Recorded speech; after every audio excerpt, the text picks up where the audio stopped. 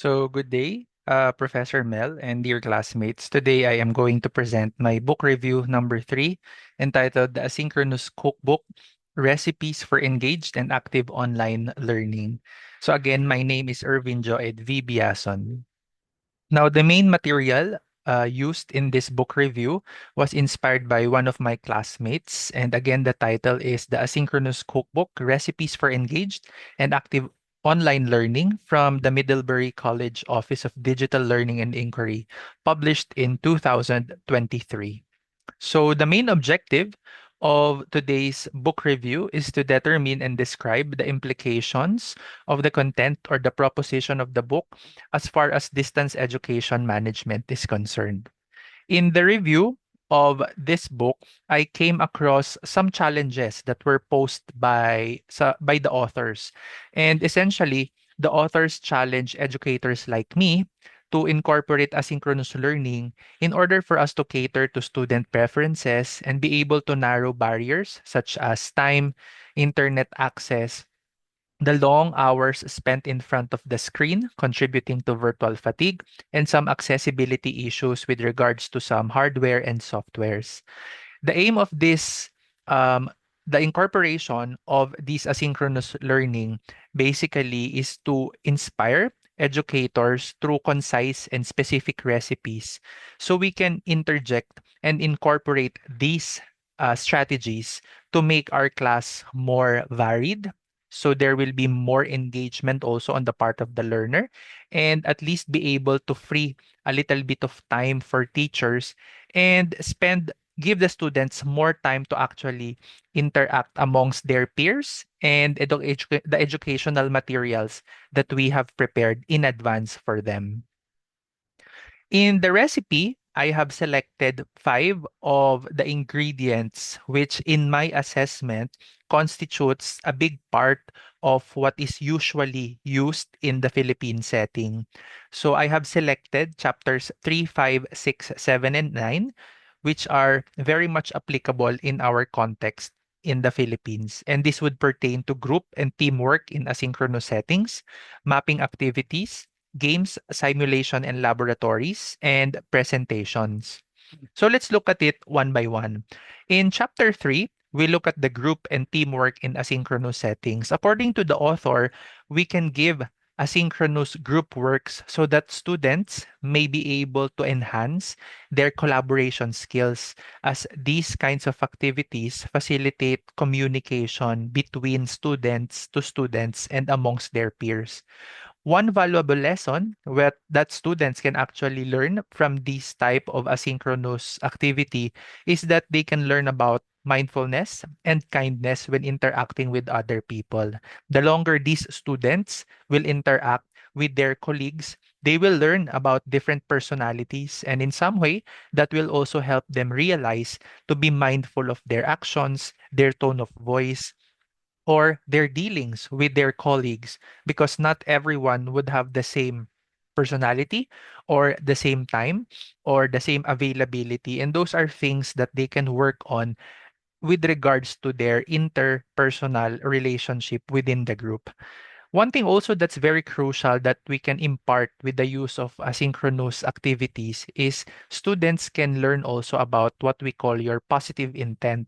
And this will help them to avoid stereotyping since this particular strategy or ingredient will ask students to interact with different colleagues or peers, which may be of different race or ethical background, ethnicity rather, or different time zones. They will be able to learn how to deal with these different personalities and social demographic profiles. And overall, in an overall sense, contribute to their maturity as individuals and students.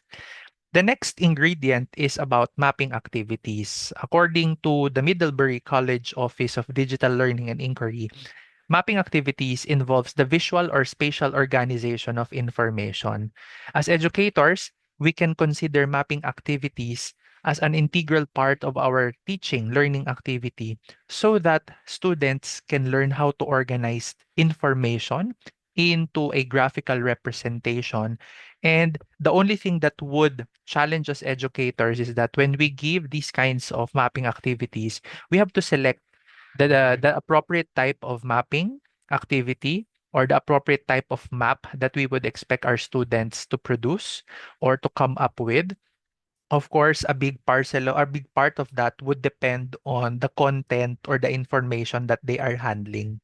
So we can give them some geographical or concept maps. Those are the very common ones, common types of mapping activities. An example of these mapping activities are shown on the screen. I have taken these from the Learning Center published in 2000. So these are graphical illustrations. On the left side is talking about or illustrating rather climate changes. And when students come up with concept maps, they're able to organize different information. And that also leads to deeper understanding of the topic at hand, because if we look at it from the taxonomy of Bloom, when they create, which is the highest level, higher order thinking skill, when they create something new, that is the highest level of learning from Bloom's taxonomy. On the right side of the screen is showing about the production of corn and its relation to the consumer, which are humans and parasites and the animals. Those are just some. In my field in nursing, we do a lot of concept mapping, how we can integrate our approach when taking care of patients with multiple illnesses. Say a patient has pneumonia with cancer and some brain aneurysm, we are able to make some concept mapping so that the entire healthcare team can work in a cohesive way in dealing with the signs and symptoms of the patient. Leading on to the next ingredient is games. Of course, a lot of teachers would have by now integrated a lot of games. But the challenge in asynchronous learning is since we are not accessing these learning materials at the same time, we can prepare games in advance, but not the typical games where what that we are very much used to, where everyone plays the game at the same time. Games, according to the University of Toronto Scarborough in 2024, increases engagement, and it is a very powerful content delivery mechanism if used correctly in alignment with the learning outcomes. The use of games should be purposeful, it should be directed by our learning outcomes. We should not cherry pick games and make sure that these games have a direct correlation to the topic being discussed. Now, in the use of games in virtual learning environments or asynchronous learning, we can use several online and offline platforms which students can access on a demand basis, such as Google Slides, Kahoot, and in my case, I have used extensively Quiziz and Slido that is integrated in my presentation or in my educational materials. The next ingredient talks about simulation and laboratories. So simulations are likened to virtual reality where students experience the setting or the the material or the educational material in a virtual reality without anything tangible in front him or her. Probably as also shown in the picture on the right lower side of the screen, students wear a contraption on the eyes and that gives them the perception of a virtual reality. And these are called the VR machines. Our goal is as educators is to be able to develop and design these virtual realities, but in actual or practical settings, developing this takes time and this is capital intensive. Sometimes a prepared virtual reality is already available, such as in the cases of medical courses. So on the upper right side of the screen, there is an online platform that is accessible via subscription. This is from the Full Code Medical Simulation, a medical simulation on the palm of your hand.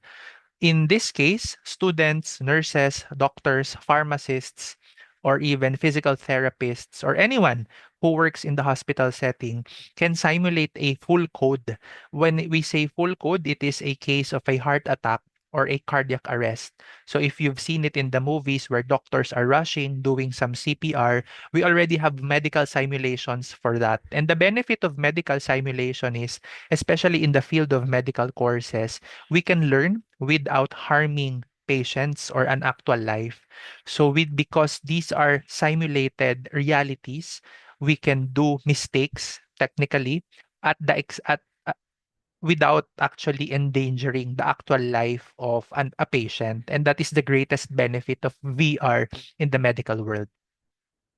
Now, the last ingredient talks about presentations. And just like today, what I am doing, students like me may record themselves as they give a brief talk about an assigned topic. The benefit of having pre-recorded materials and upload it and share it with your classmates and professor is that this can be viewed by both teachers and students on a demand basis. And if students need to re-access these materials, it is very convenient to have access to these kinds of recorded sessions. A recording tool is very important as it assures the message of the discussion is well documented and captured. Another benefit of this is that because these are already well documented and recorded, teachers can revisit the materials for grading purposes or for consolidation purposes, let's say for some accreditation evidence, for some audit inventories or some audit activities, these materials are easily prepared and stored because this is in digital form. Now, when we talked about the five different ingredients today, and to answer the main objective of the book review, what are the implications of these asynchronous ingredients? According to the New Jersey Institute of Technology in 2024, there is undisputed advantage when we use asynchronous learning and incorporate it in our teaching activities or strategies. And the advantages extend as far as cost, consistency, and student access. Asynchronous learnings also give the opportunity for a better student experience because, again, students may be able to revisit these materials on a demand basis. And then because of that, we lower the pressure of the students, we lower their anxiety, and studies have shown lower rates of anxiety and lower pressure felt by students contributes positively to retention of what has been learned in school. Several tools are available to facilitate asynchronous learning, just like what I have discussed, and this gives us teachers the freedom and the creativity to use in alignment with our learning objectives. The essential ingredients in the use of these asynchronous strategies is that one, we always need to have clear objectives and be able to relate this well with the chosen asynchronous strategy. Two, we give clear instruction or prompts on the use of these materials because, again, students will be accessing these materials from different time zones without necessarily the direct supervision of the teacher at the time they are accessing these materials. And we have to use the right tools. It can be a software or a hardware. And we have to give the students the right orientation on how to navigate these websites or these virtual learning environments or tools. Therefore, as educational leaders, we need to provide the right resources to our educators and students to be able to complement asynchronous learning and invest also in the training of our teachers to maximize the use of such. In a lot of ways, asynchronous learning would entail investments in so far as subscriptions to some platforms. It will also entail investment in time, investment in purchasing actual technology, and for us to maximize the use of such investments, we also need the end users and the super users to be trained well on how they can use these platforms, this technology, and be able to troubleshoot basic problems when the use of this technology arises. So that concludes my last book review. And to share with you, these are all the four references I have used today. And again, the main reference comes from the Middlebury College Office of Digital Learning and Inquiry in 2023. Thank you very much for your time and attention today.